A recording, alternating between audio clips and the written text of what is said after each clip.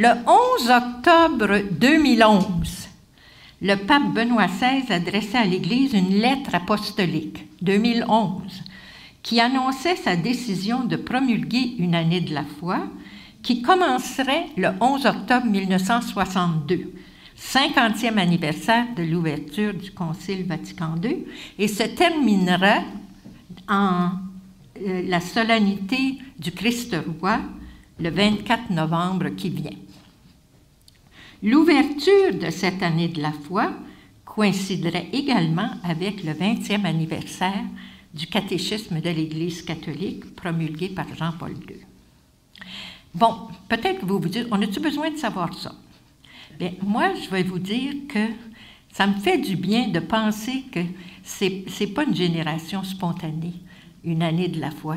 Ça veut dire que si déjà on était prêt à donner un programme de cette année de la foi le 11 octobre 2011, ça veut dire que déjà on avait beaucoup pensé à cet événement-là.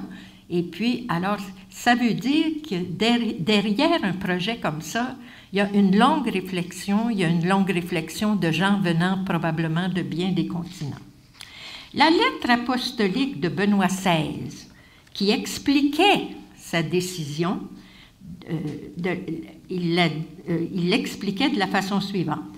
J'ai considéré que faire commencer l'année de la foi en coïncidence avec le 50e anniversaire de l'ouverture du Concile Vatican II peut être une occasion propice pour comprendre que les textes laissés en héritage par les pères conciliaires, selon les paroles du bienheureux Jean-Paul II, ne perdent rien de leur valeur ni de leur éclat. Il est nécessaire qu'ils soient lus de manière appropriée, qu'ils soient connus et assimilés comme des textes qualifiés et normatifs du magistère, à l'intérieur de la tradition de l'Église. Je sens plus que jamais le devoir d'indiquer le Concile comme la grande grâce dont l'Église a bénéficié au XXe siècle.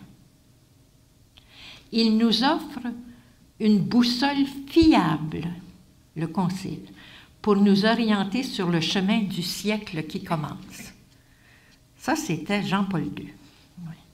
Moi aussi, puis là, c'est Benoît XVI qui cite, « Moi aussi, j'entends redire avec force tout ce que j'ai eu à dire à propos du Concile quelques mois après mon élection comme successeur de Pierre.